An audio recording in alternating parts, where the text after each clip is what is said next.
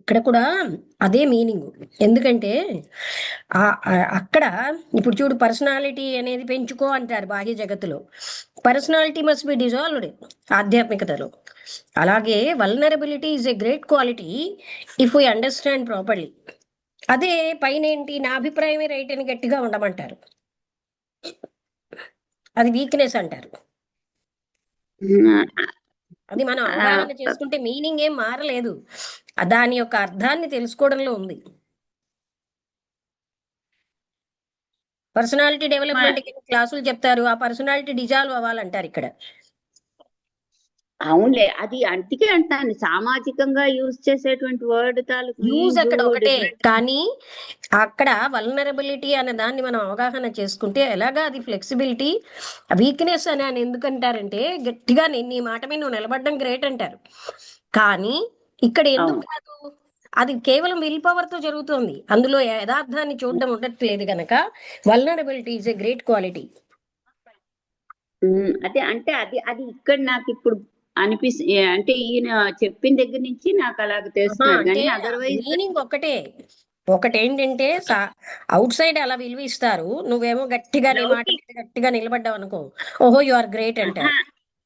లౌకికంగా నువ్వు చూడు, డిక్షనరీ మీనింగ్ చూడు, మామూలుగా వల్నరబుల్ అంటే పదం మీనింగ్ ఎప్పుడు మారదు, పదం యొక్క వెయిట్ ఇవ్వడం అకేషన్ బట్టి మారుతుంది. అదే అదే మారుతుంది, అకేషన్ బట్టి మారుతుంది. స్పిరిచువల్ సైడ్ వల్నరబిలిటీ వేరు, మెటీరియలిస్టిక్ గా వల్నరబిలిటీ వేరు. నువ్వు ఎలా అయినా వల్నరబిలిటీవే. ఇప్పుడు స్పిరిచువల్ ఏమిటి, ఆధ్యాత్మికత అంటూ వేరేగా ఉందా? నువ్వు నీ అభిప్రాయం రైట్ అని పట్టుకున్నావు అనుకో, దట్ ఈస్ నాట్ వల్నరబిలిటీ.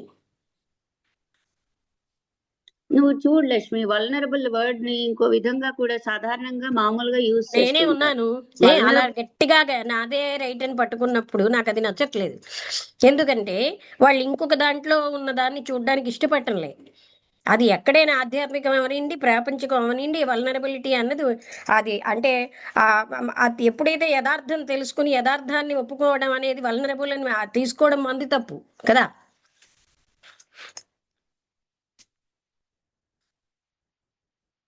సరే, ఇప్పుడు అసలు టాపిక్ వద్దాం. ఇక్కడ ఏమంటున్నారంటే ఆ పొజెసివ్నెస్ అన్నది ఒక ఇబ్బంది కలిగిస్తోంది మనకి అనే సంగతి మనకు అవగాహన అవ్వాలి. నాది నాది నాది అనుకుంటూ ఉండడంలో ఒక రకమైన టార్చర్ ఉంది. ఇప్పుడు నాకు ఇల్లు అన్ని రాసి ఇచ్చే, అందరికీ రాసి ఇచ్చేసాను, హాయిగా ఉన్నాను నేను. ఎందుకంటే ఇప్పుడు అది నాది కాదు, ఇంకా అది అందరిలో ఒక ఆనందం వస్తుంది. అది మంది మంది అనుకుంటేనే ఇబ్బంది.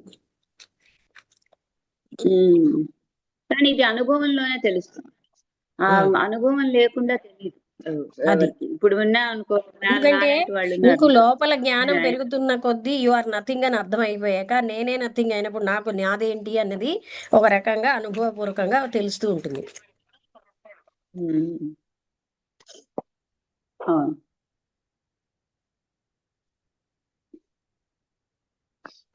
దాఖలా వచ్చిన వాళ్ళలో ఎంతో మంది రాలేదు, ఇప్పుడు ఎవరు వాళ్ళు చాలా మంది. అందుకని ఈ పాజిటివ్నెస్ ఒక బాధాకరమైన విషయం అన్నది తెలియడానికి ఒక రకంగా ఆ యథార్థమైన అజ్ఞానం మనకి పోతే, నేను ఒక వ్యక్తిగా ఉన్నాను, నేను ఏదోగా ఉన్నాను అన్న అజ్ఞానం వల్ల నాది అనిపించుకుంటాం. నేనే లేనని తెలిసినప్పుడు నాదెందుకు ఇంకా.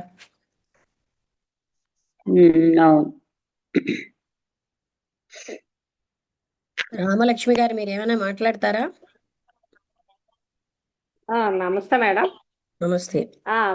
మనిషి తను ఒక ఇమేజ్ కోసం, ఒక సెల్ఫ్ ఐడెంటిటీ కోసం ఏదో పొందాలి, అన్ని తనవే అనిపించుకోవాలి, ఓ సొసైటీలో ఇమేజ్ కోసం ఏదో అని సొంతం చేసుకోవడానికి పరుగులు పెట్టడం. ఆ పరుగులు పెట్టి అది సాధించిన తర్వాత దానివల్ల వచ్చే ఇబ్బందులు సేమ్ అదే మెయింటైన్ చేయడానికి. ఇప్పుడు ఒకటి ఇల్లు ఆస్తి నాదనుకుంటే దాన్ని మెయింటైన్ చేయాలి, పదవి నాదనుకుంటే అది మెయింటైన్ చేయాలి. వాటిలో ఉండే ఇబ్బందుల వల్ల వచ్చే ఫ్రస్ట్రేషన్లు, అవి పొందడానికి పరుగే ఫ్రస్ట్రేషనే, పొందిన తర్వాత కూడా పరుగు ఫ్రస్ట్రేషనే. దేనివల్ల శాంతి లేదని అతను గ్రహించాడు. అయితే అది లేకుండా కూడా మనం శాంతిగా ఉండగలము. అవి లేని పరిస్థితుల్లో కూడా మన జీవితంలో, అది లేని సందర్భంలో కూడా మనం ఆనందంగా రామలక్ష్మి గారు, అది లేని సందర్భంలోనే సంతోషంగా ఉండగలం. ఉండగలం అన్నది ఎరుకలోకి వచ్చిన తర్వాత మనం అట్లన్నిటి నుంచి దూరంగా ఉండగలం, ఈ తాపత్రయం నుంచి. అది మనకి అప్పుడే ఆల్రెడీ అది స్వేచ్ఛ.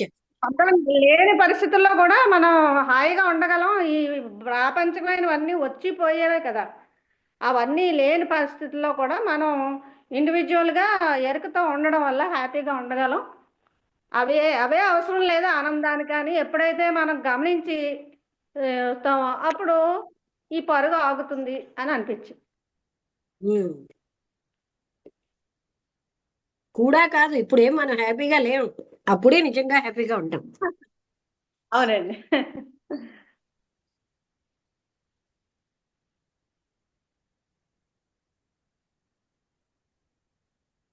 ఇదంతా ఒక ఇగ్నోరెన్స్ కారణంగా మనకి ఇవన్నీ శాశ్వతంగా ఉండిపోయి. నేను సౌత్ ఇండియన్ కాన్ఫరెన్స్ ఈ టాపిక్ ఏమి ఇచ్చానంటే, ఈ ఈ మాయ తొలగించుకోవడం వల్ల సత్యం తెలుస్తుంది అని. అసలు మాయను తొలగించుకోవాలని మనకు ఉందా అని ఇచ్చాను. మీకు అర్థమైందా? అర్థమైందండి. అవునా కదా? మనం ఎవరికి మాయను మనకి తొలగించుకోవాలని తెలియకుండానే సబ్ కాన్షియస్ లెవెల్లో దాంతో అటాచ్ అయి ఉన్నాం. అది అందుకే నాకు ఎందుకో ఆ టాపిక్ ఇవ్వాలని. Do we really want to remove illusion? Illusion అంటే భ్రాంతిని తొలగించుకోవాలని నిజంగా మనకు ఉందా అని నేను ఇచ్చాను టాపిక్.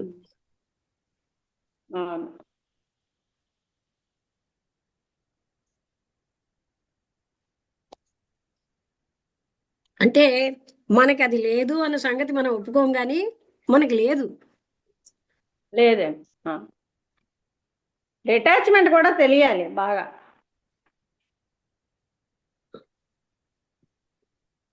అది అందులోనే మనం భద్రత ఫీల్ అవుతున్నంత కాలం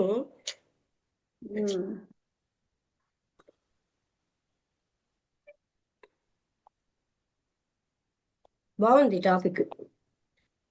అవునండి. నాయుడు గారు ఏమైనా మాట్లాడతారా?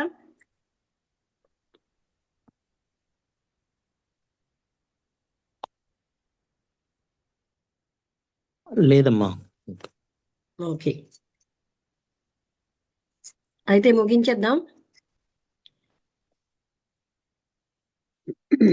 నమస్తే.